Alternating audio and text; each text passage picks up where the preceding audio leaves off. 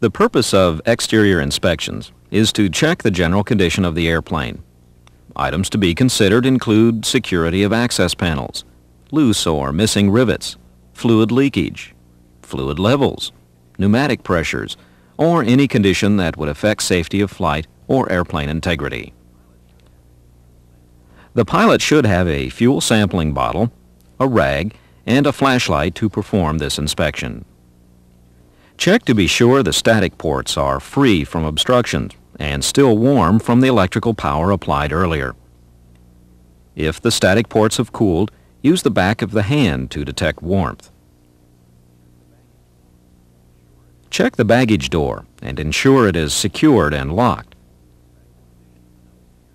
Inspect the condition of the nose gear and the gear doors. The two forward gear doors should be closed and the rear door open. Ensure that a -3 or -4 chine tire is installed on the nose gear. Check inflation and tire wear. Nose gear strut extension should be approximately 5 inches. Examine the pitot probes. They should be free of obstructions and warm from the electrical power applied earlier. Use caution. They may be hot. Check the general condition of the radome. Unlock and open the baggage access door. A catch is provided to hold the door in the open position. It engages automatically when the door is raised to the full open position. If conducting the inspection at night, turn the baggage compartment light on. It is located on the compartment crossbar and is powered by the hot battery bus.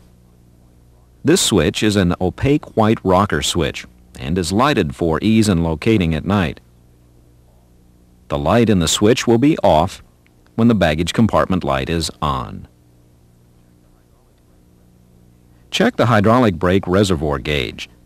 The sight gauge will have a purple tint when the reservoir is full.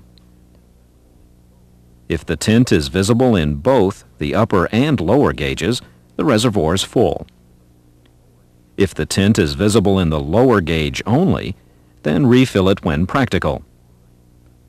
If the tint line is visible in the lower gauge, refill the reservoir before flight. Check the power brake accumulator pressure. It should be at or above the pre-charged light green line. This is a narrow line, so check it carefully. Check the emergency gear and brake pressure gauge.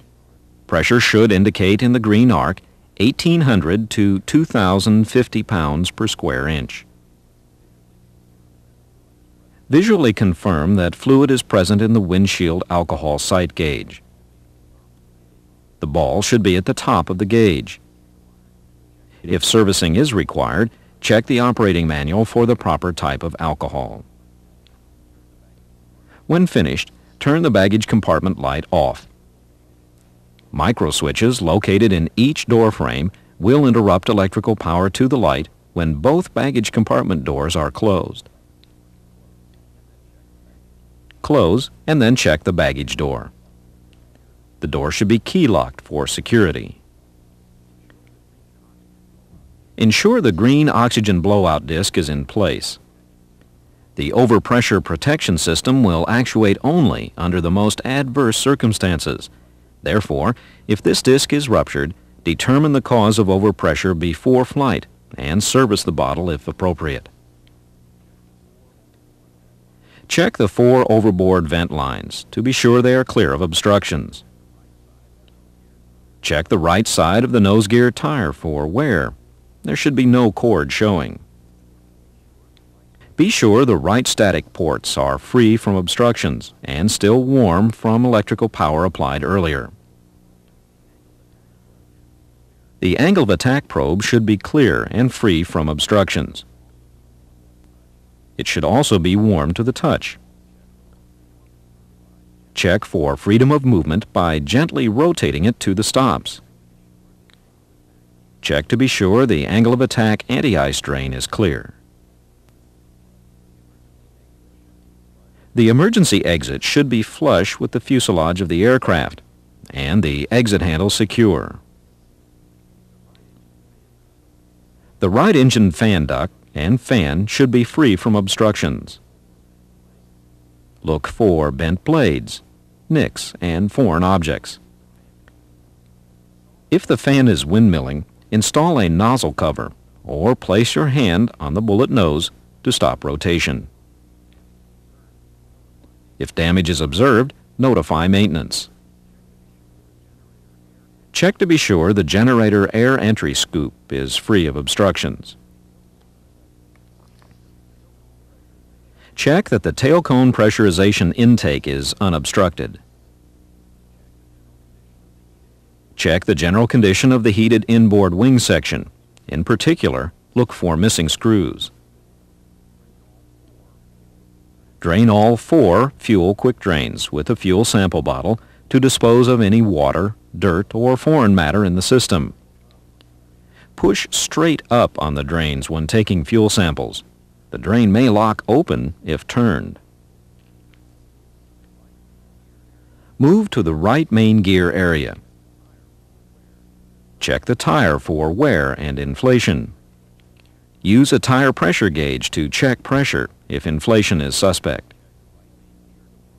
Check the right main gear door and landing light for security. Check the wheel assembly for condition and security. Check the gear for hydraulic leakage and an approximate oleo extension of 1 to 4 inches. Check the thrust reverser squat switch for general condition.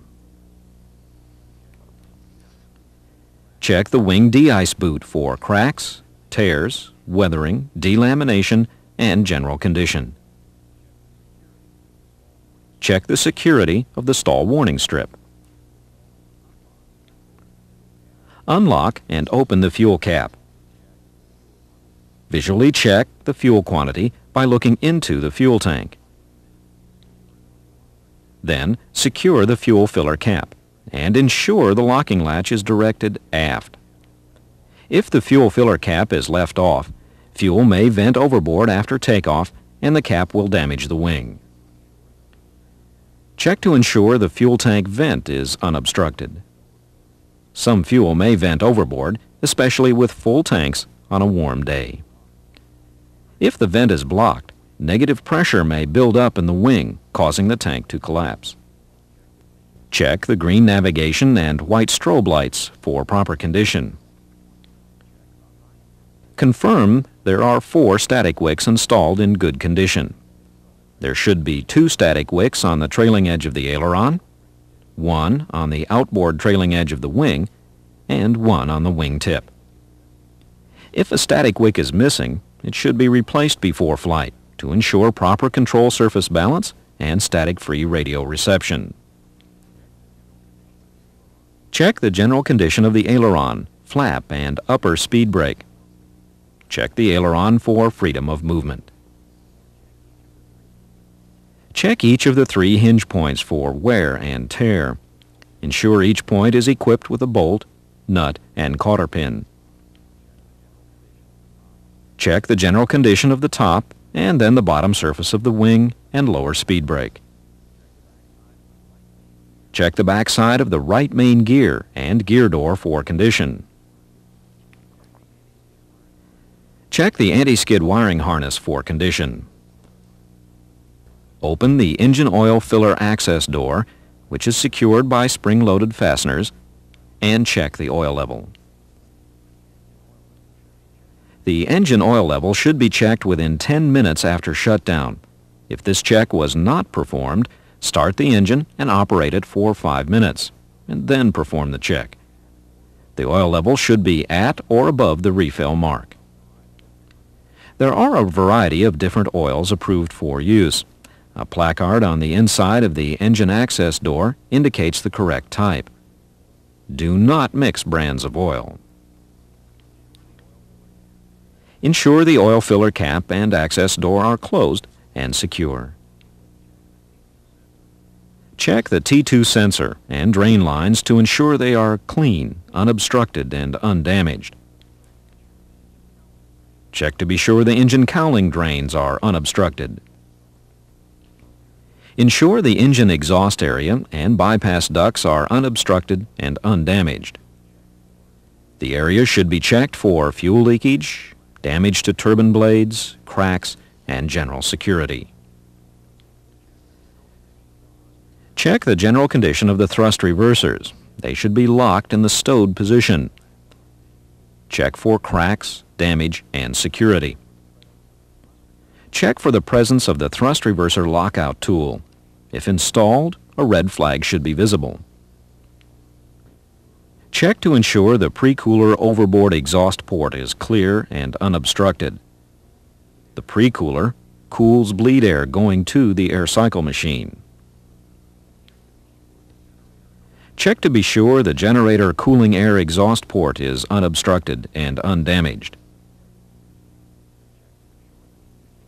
Check to ensure the communication antenna static wick is present. Check the overboard boot vents to be sure they are unobstructed. Check the hydraulic fluid drain mast. It should be clean and not leaking. Check the hydraulic fluid access door, closed and secure. Use caution. The hydraulic fluid is caustic. Check the air conditioning overboard exhaust port for obstructions. Check to ensure the battery cooling air intake and exhaust ports are unobstructed. Check the right horizontal and vertical stabilizer de-ice boots for delamination and wear and tear. If a flaw is found in the boot, it should be repaired before flying in icing conditions. Check the elevators for freedom of movement. Do not move the elevator by its trim tab. Check the hinge point cotter pins and nuts for security. Check the right side of the elevator for condition. Check the trim tab dual actuator cotter pins and nuts for security. Check to be sure 2 static wicks are in place on each elevator. If an elevator's static wick is missing, it should be replaced before flight to ensure proper control surface balance. Check the rotating beacon on top of the vertical stabilizer for condition. Check the lens for cracks and security. Check to be sure there is a static wick installed at the tip of the vertical stabilizer. Check the general condition of the rudder and trim tab. Check the rudder for freedom of movement as well as its hinge points for security. The trim tab should move in the opposite direction to rudder movement. Confirm there are 2 static wicks in place at the top of the rudder trailing edge. If a static wick is missing, it should be replaced before flight. Check the navigation light for condition. Check the lens for cracks and security. Check the tail skid extending below the tail cone skin. Ensure that the static wick located above the navigation light is present. Check the left side of the elevator for condition. Check the overall condition of the left horizontal stabilizer. Check the de-ice boot for cuts, delamination, or any condition which may prevent inflation. Unlock and open the tail cone access door. An aft compartment light, powered by the hot battery bus, is located in the forward area of the tail cone. It is detachable. The light switch is mounted on the access door frame. Check to ensure the hydraulic fluid quantity is above the refill mark. The quantity of fluid is shown by a plunger-type gauge located on the aft side of the accumulator reservoir. Check both fire extinguisher bottle pressure gauges. Checking for correct bottle pressure is the only way to determine if the bottles are full. Using the chart located between the bottles, check to be sure the bottle pressure is within limits for the ambient temperature. Check that 2 firing wires, in good condition, are attached to each bottle explosive squib. Check to ensure the white bushing in both throttle feedback systems is above the bracket. There are 3 circuit breaker junction boxes located in the aft compartment. The aircraft power junction box is located at the center of the pressure bulkhead. The 2 wing heater junction boxes are located on the pressure bulkhead on either side of the aircraft power junction box. Check to be sure all circuit breakers in the aft compartment are pushed in. If any circuit breaker has tripped, reset it only once. Check the general condition of the drag chute canister. Check the deployment linkage, latches, and the riser placement in the hook. Check to ensure the tail cone baggage compartment cover is secured, zipped, and free of tears.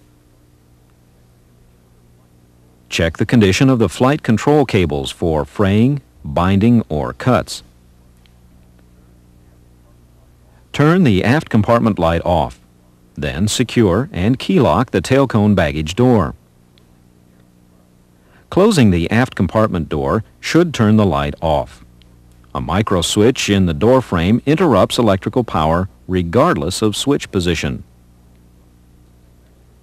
If external power is being used, check to be sure the external power plug is secure. Do not leave the airplane unattended with the ground power unit, or GPU, connected, because the airplane has no reverse current protection. If the GPU fails, the airplane battery could be discharged by motoring the GPU. Check to ensure the windshield heat exchanger overboard exhaust port is clear of obstructions. Check the drag chute door for security. Check to be sure the generator cooling air exhaust port is unobstructed and undamaged. Check to ensure the left pre-cooler overboard exhaust port is clear and unobstructed. Check the general condition of the left thrust reversers and that they are locked in the stowed position. Check for cracks, damage, and security. Again, check for the presence of the thrust reverser lockout tool. If installed, a red flag should be visible. Check the engine exhaust area and bypass ducts for damage.